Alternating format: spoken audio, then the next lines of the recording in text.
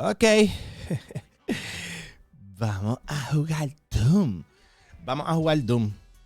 Pero obvio, antes de empezar a jugarlo, que by the way, ¿cuánto le falta a Doom exactamente? Creo que no faltan ni 24 horas para poder empezar a jugar Doom. Déjame ver qué dice aquí. Faltan alrededor de 4 horas. ¿Qué hora es? Y mi reloj, que aquí son las 4. Eso quiere decir que a las 8 podemos jugar Doom. Nada, vamos a ver este review. A ver qué es lo que le pusieron. Vamos a parar rápido la música aquí. Vamos a ver este review. No les voy a mentir. El Game Pass está bien, pero bien duro este año. Y si no me crees, date la vuelta para los que juegan PC. ¿Sabes? El PC Game Pass está ridículo. Nada. Expedición 33, Game of the Year. Vamos a ver esto, que vamos a ver si terminamos Expedición hoy y empezamos Doom. Ok. 3 decades ago, we got the original old school running guns, then a jump scare laden horror shooter, then a modern reimagining of that old school running gun, and then a mobility focused action shooter in 2020's Doom Eternal. The form that Doom, the Dark Ages takes nuevo on Doom is actually one that is very different parece from a Unreal Tournament. It's one of my favorite shooters of all time. 2004.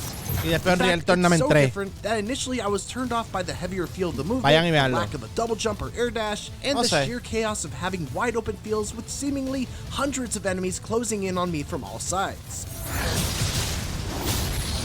But a few hours into the 20+ hour campaign, my arsenal had expanded. The ways in which I could dispatch enemies had diversified, and I'd started to better understand and appreciate what Doom the Dark Ages was and what it wasn't.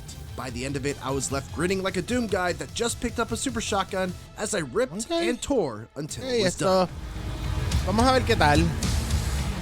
No voy a mentir, el Shield ha cooperado para que yo llegue. Doom the Dark Ages campaign is all about setting up the dark sci-fi fantasy. Okay, ¿en qué fue esta review? ¿En qué fue esta review? Él dijo aquí. Eso es porque está por aquí. Pour until it was done.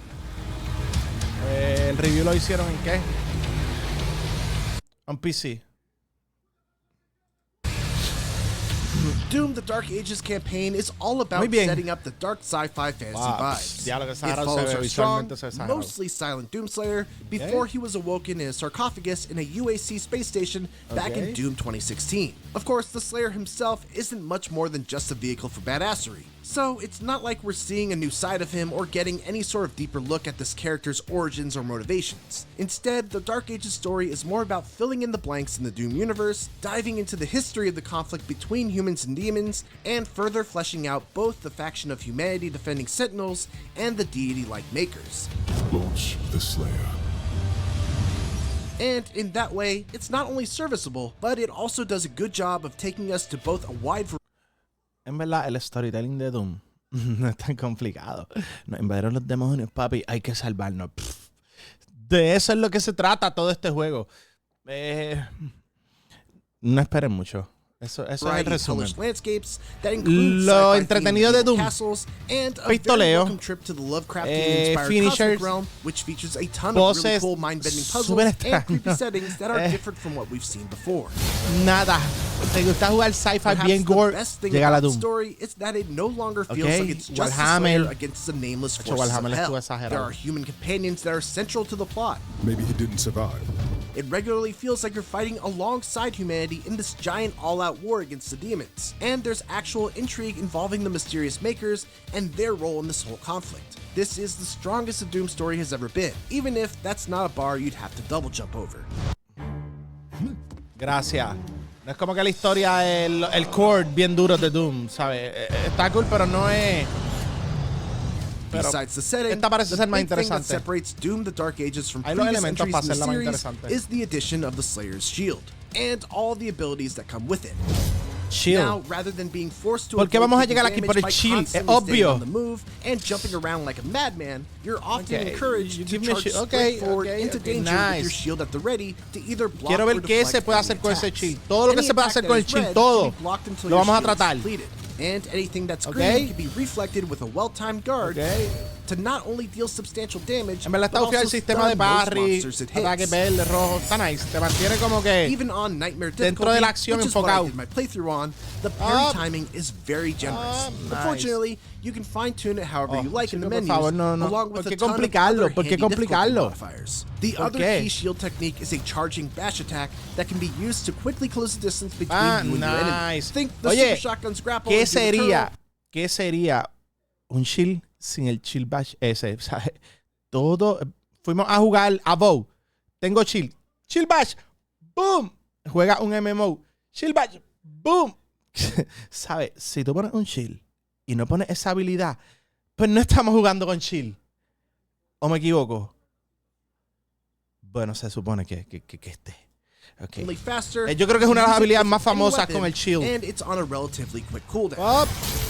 está. Fun, right? Yo creo que va a ser. Ahí va. This combination of being able to use the shield both lo defensively dije. to block and stun, and then offensively to quickly zip in and out is what really Doom elevates the Dark se ve Ages más close combat combat to the stratosphere by making it still feel very fast and exciting, even with the removal of things like double jumps, quick dashes, and fast weapon swaps. We get the best of both worlds, in that this Slayer is still extremely mobile, but also feels like a heavily armored tank thanks to loud footsteps and a devastating shockwave when you land from a high jump. The shield's utility doesn't end there either. Eventually, you'll also get the ability to toss the shield out, Captain America style, to instantly decapitate tons of fodder enemies all at once. Or if you use it against larger enemies, it will continuously buzzsaw into them, keeping them incapacitated for a short while. This is an extremely useful skill, but I found it to be especially potent against the Arachnotron enemies that like to pepper you with a constant stream of non-reflectable bullets. If they're unarmored, I can just toss my shield to stop them from shooting, dash in, and all it takes is a single Super Shotgun blast to ready them for an execution. Those abilities are key to surviving tough fights because almost every enemy in Doom the Dark Ages has some sort of weakness like this. And unlike Doom Eternal, they are rarely weapon specific. Esos clips para TikTok van a estar insane. To the combat shotgun, specifically pop a grenade into a Cacademon's mouth, then swapping to the rifle to snipe the guns off of ahí parece Doom Nukem, un level de Doom Nukem de los viejos. Super shotgun and ballista to quickly burst down a marauder or other big beefy enemy, etc. That's fun in its own way, and I'm sure there will be those out there, like myself, who still prefer it overall, but the Dark Ages still manages to find a way to be an absolute blast without requiring a StarCraft Pro's level of APM on the harder difficulties. The enemies are largely the same usual suspects that have been in most of the other Dooms. You've got your Imps, Hell Knights, Mancubi, and the aforementioned Arachnotron, and even the Cyber Demon, all of whom behave as you would expect.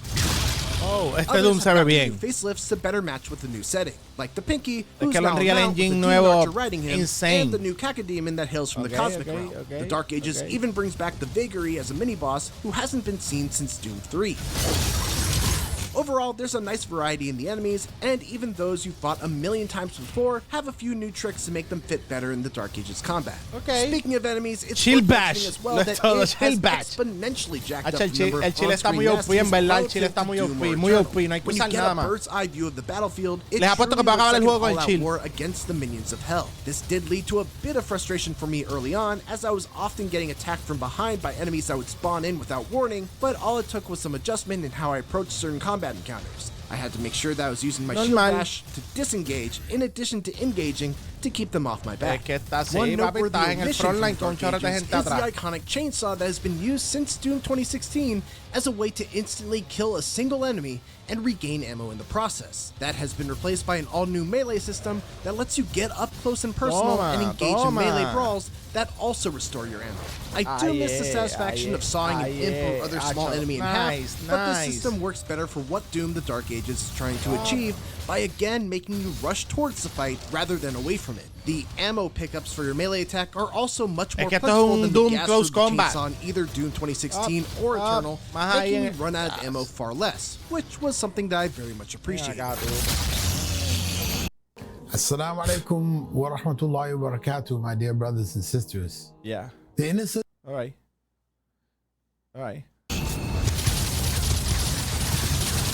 The tools.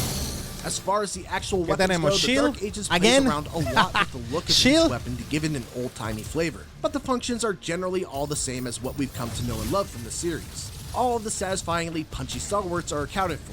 The combat and super shotguns, an assault rifle that shoots out rail spikes instead of bullets, visualmente a se ve plasma super rifle, lindo. and a long Pero range es como ver un Unreal Tournament. A satisfying steel ball launcher, Al gameplay de Unreal just Tournament. to name a handful. The only really unique weapon of the bunch is the Skull Crusher Pulverizer, which sort of behaves like the chain gun, but has a ridiculous spread that can just absolutely shred a football's field worth of fodder enemies. It's a fun weapon that goes great with the Dark Age's absolutely insane amount of on-screen enemies at once, even though I typically opted to use the shield throw to mow down the hordes of fodder, since there's an upgrade that powers up the shield charge when you do. One interesting twist for how the Dark Ages handles its arsenal is that just about every gun has a sister weapon that uses the same ammo type and can be hot swapped between with the press of a button. So, for example, along with a rocket launcher, there's a grenade launcher. In addition to the aforementioned pulverizer that does a little bit of damage spread out over a wide area, there's a Ravager that concentrates the fire to hit single enemies. Nice. It all adds up to a ton of variety in the gunplay. And while I was never forced to swap between my weapons in the same way that I was in Doom Eternal, I still found myself jumping from gun to gun simply because it's fun. But the absolute best part about the toolbox in the Dark Ages is, and this... Yo entiendo que al final es como que también gusto. O sea, hay gente que le gusta más jugar con launchers. Por lo menos cuando yo jugaba en Real Tournament, gente que le gusta más los launchers, gente que le gusta más la submachine gun, gente los lasers. Todo depende de tu gameplay. Designers at id, because this is true for just about every Doom game, that every gun retains its usefulness throughout the entire game. Sure, I might have my favorites and gravitate more towards the super shotgun, rocket launcher, and steel shot, but even the early weapons stay relevant once you get some upgrades into them. If I'm low on armor, I can swap to the combat shotgun that I upgraded to ignite enemies and make them drop armor shards. If I need health, I can swap to the Ravager to make them bleed health pickups. And if I need to incapacitate an enemy while also dealing damage to others nearby, I can throw my shield into a baddie, shoot the shield, and watch as my bullets ricochet and hit everyone else around. To sweeten the pot, all of these abilities and weapons are sprinkled at a measured pace throughout the campaign. There was never even a chance for the gunplay to get stale because every level would give me a new gun, or a new ability for my shield, or a new melee weapon, or I'd find enough gold to afford a new upgrade at the shop that would alter something I already had in a way that made me want to use it more. Loot. Querer jugar más para subir las cosas, estar más OP. And it's this neat upgrade that fed into my desire to explore Sentirte el and real find Doom both Slayer. currencies and the more traditional Doom collectibles like figurines, weapon skins, and lore pickups. Nice. Eso es in-game. The levels of the Dark Ages welcome that exploration with open arms. While they all vary in size, the smaller stages are still big by the series standards, and the big levels are gigantic. Damn. They're huge, open battlefields with tons of secrets, challenging enemy encounters, and more than a few breathtaking vistas.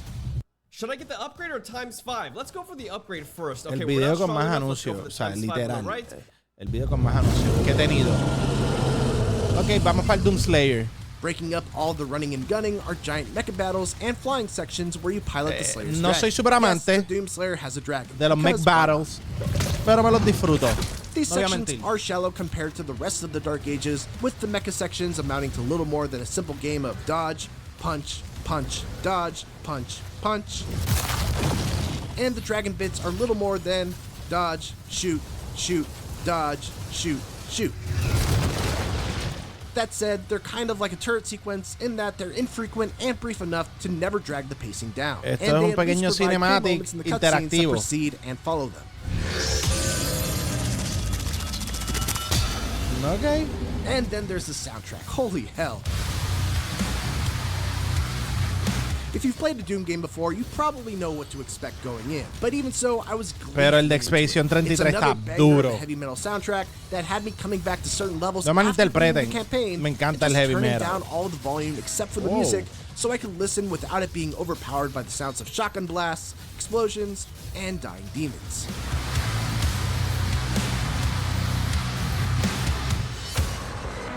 Oh, nice.